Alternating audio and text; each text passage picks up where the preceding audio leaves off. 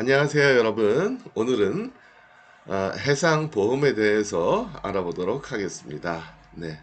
앞으로 한 2, 3주에 걸쳐 가지고 해상보험에 대해서 알아보도록 할 텐데요. 보통 이제 해상보험 이렇게 얘기하지만 정확하게는 해상적하보험이다.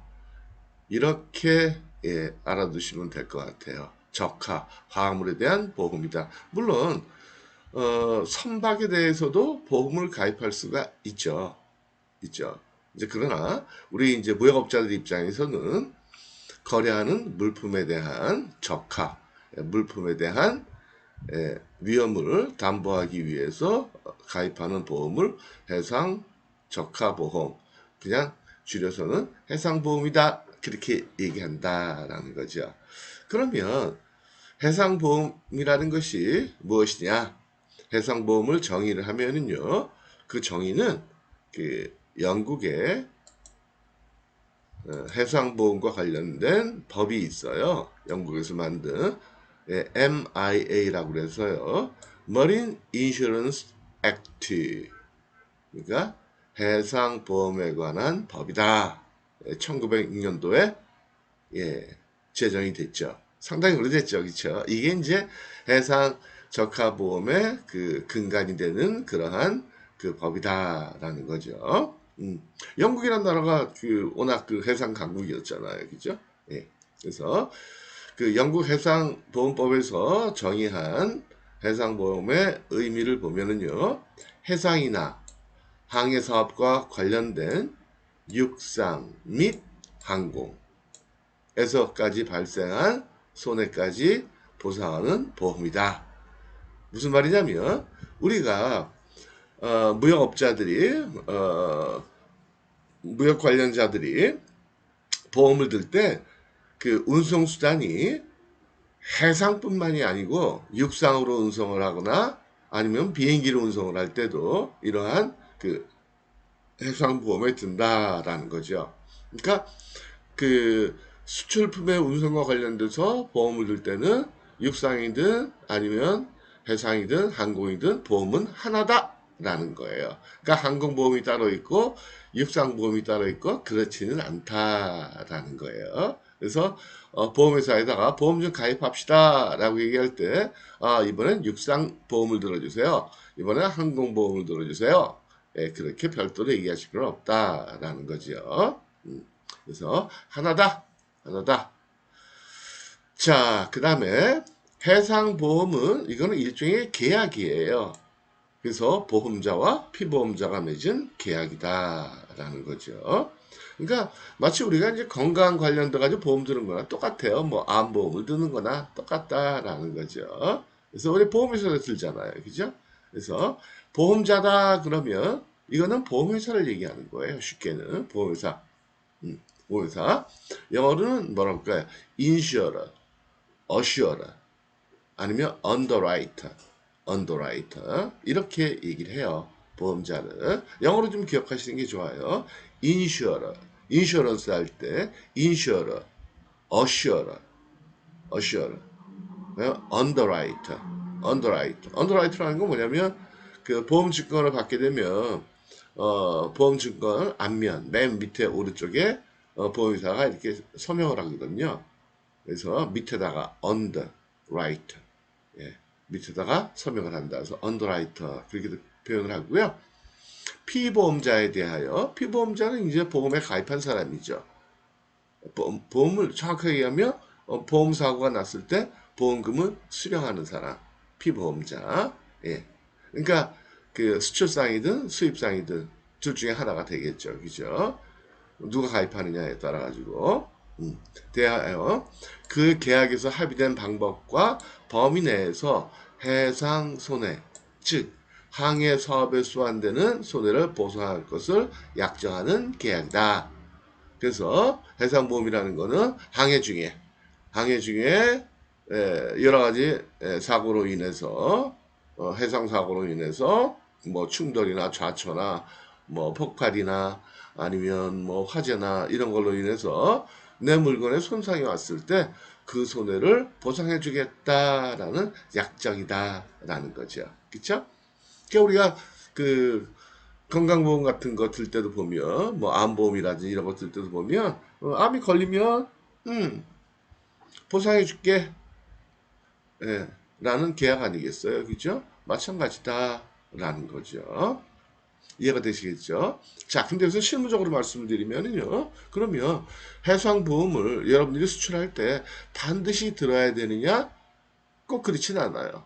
이건 임의보험이에요. 들어도 되고, 가입해도 되고, 안 해도 돼요.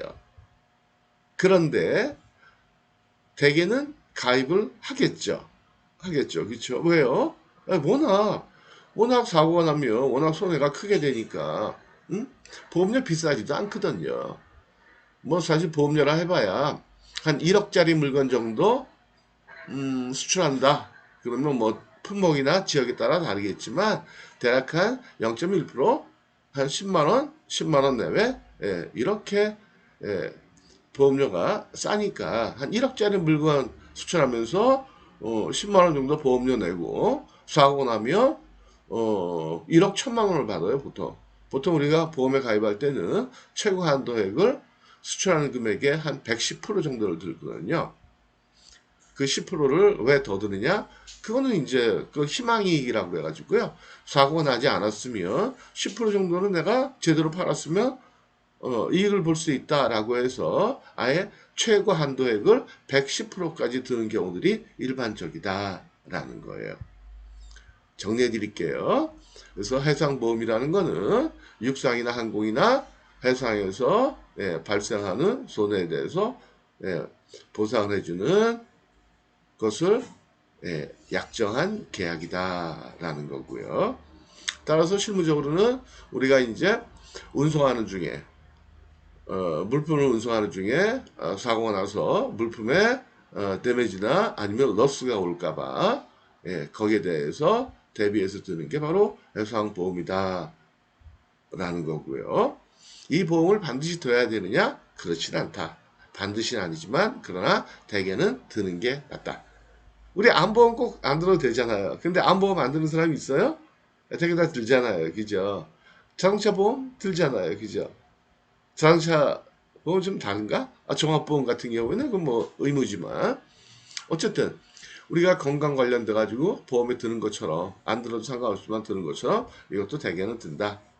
근데 물론 안 드는 사람도 있긴 해요. 안 드는 사람들도 됐잖아 이거죠. 뭐 사고만 나겠어? 사실 사고 잘 안 나요. 그쵸? 비행기 사고 잘 안 나잖아요. 선박 사고 잘 안 나잖아요. 그쵸? 그러니까 뭐 나겠어? 귀찮은데 뭐. 돈 때문이 아니고 에이 귀찮은데 뭘 들어 하는 사람도 있는데 귀찮지 않아요.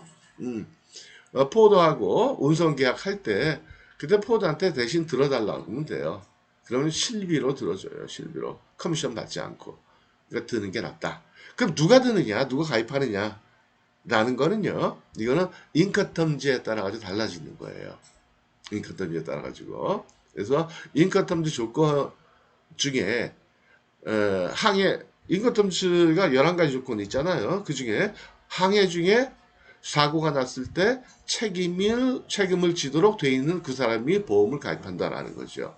만약에 FOB 같으면 셀러 입장에서는 선적할 때까지만 사고 안 나면 그 다음 사고에서 면책이잖아요. 그렇죠. FOB 같으면 선적한 다음에 항해하는 도중에 일어나는 사고에 대해서는 그거는 바이어가 책임을 지도록 되어 있잖아요. 그러니까 FOB 같으면 보험에 가입하면 그거는 바이어가 가입한다라는 거죠. 물론 인커텀즈에 보면 셀러가 수출상이 가입해야만 하는 반드시 의무로 되어 있는 조건이 딱 두 개가 있어요. CIF나 CIP. 이 두 가지 조건은 셀러가 반드시 가입을 해야 되고 나머지 조건들은 책임의 범위를 생각해서 인커텀즈에서 정해놓은 위험의 이전 범위에 따라 가지고 그 이전 범위가 항해 중에 아니면 비행기 운항 중에 일어나는 사고에 대해서 책임을 지도록 되어 있는 사람이 든다라는 거죠. 좀 전에 FOB를 말씀을 드렸는데 FOB 조건 같은 경우에는 인커텀즈에 보면 양쪽 다 셀러 바이어 모두 보험가입이 의무가 아니에요. 따라서 안 들어도 상관은 없어요. 근데 현실적으로는 든다는 거죠. 그럼 둘 중에 누가 드느냐? 그거는 FOB 같으면 해상에서 일어나는 사고에 대해서는 바이어가 책임지도록 돼 있거든요. 그러니까 바이어가 겁나는 거죠. 그렇죠? 그러니까 바이어가 자연스럽게 보험에 드는 것이 일반적이다. 셀러는 선적까지만 하면 되니까 항의하는 중에는 책임이 없으니까 셀러는 안 들죠. 들면은 바이어가 든다.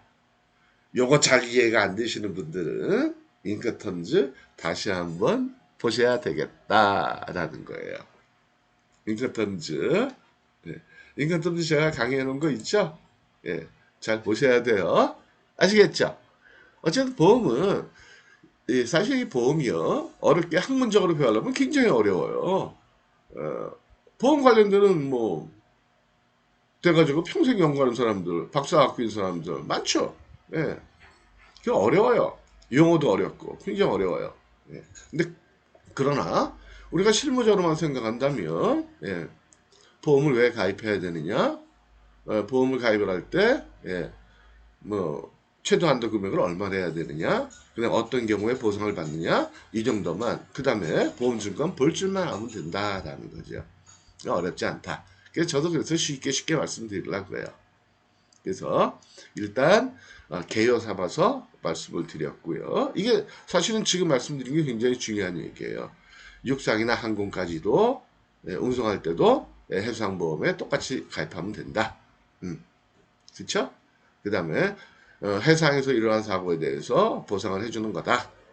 그 다음에 누가 보험에 가입을 하느냐? 그건 인커텀지에 따라 아주 달라지는데 인커텀지에서는 당사자 중 수출상이 반드시 가입해야 하는 조건만 딱 명시하고 있어요. 두 가지만. CIF, CIP일 때는 셀러가 반드시 들어야 돼요. 안 들면 책임져야 돼요. 사고 났을 때. 그 다음에 나머지 조건들은 인커텀지에서 규정하고 있는 위험의 이전 순간에 따라 가지고 위험의 이전이 선적 이후에 일어난다? 그러면 그건 다 바이어가 되는 거고 위험의 이전이 그 이전이다 그러면 그거는 셀러가 드는 게 맞겠죠. 그렇죠? 그래서 자, 그 다음에 그래서 이제 그렇게 되는 거예요. 그래서 인건텀지 얘기 좀 더 해드리면 그러니까 EXW 조건이라든지 아니면 F로 시작되는 조건들 그 다음에 CFR 그 다음에 CPT 이거는 보험에 들면 누가 드느냐? 이거는 바이어가 들어요.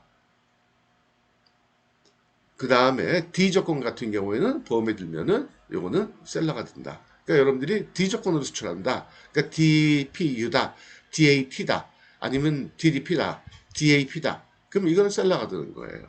셀러가. 들면은 물론 인커텀지에서는 의무로 되어 있지는 않아요. 그러나 D 조건 같은 경우에는 도착할 때까지 모든 책임을 다 사고에 대한 책임을 셀러가 지잖아요. 그러니까 들면은 셀러가 든다. 그 다음에 CIF, CIP는 이건 의무로 돼 있다. 셀러 가입이 의무로 돼 있다라는 거. 나머지 조건들은 들면은 바이어가 된다라는 거예요. 그 다음에 해상보험의 특징을 보면 국제성이 있다는 거예요. 국제거래와 관련된 보험이다. 뭐 당연한 얘기죠. 그래서 보험가입자는 무역회사나 선박회사다. 선박회사는 자기 선박에 대해서 드는 거죠. 근데 이건 우리하고는 뭐 상관없는 거죠. 그쵸? 일반적으로 그렇다는 얘기고 무역회사들이 수출 물품에 대해서 든다라는 거고요. 그 다음에 보장성 보험이다. 피보험 목적물의 손해에 대해서만 보상을 한다라는 거예요. 그래서 피보험 목적물 그런 말이 어렵죠. 용어들이 좀 어렵다 그랬죠. 보험 관련 용어들이 피보험 목적물이라는 건 뭐냐면 수출 물품을 얘기하는 거예요. 그래서 여기에 대한 1차적 손해만 보상한다라는 거예요.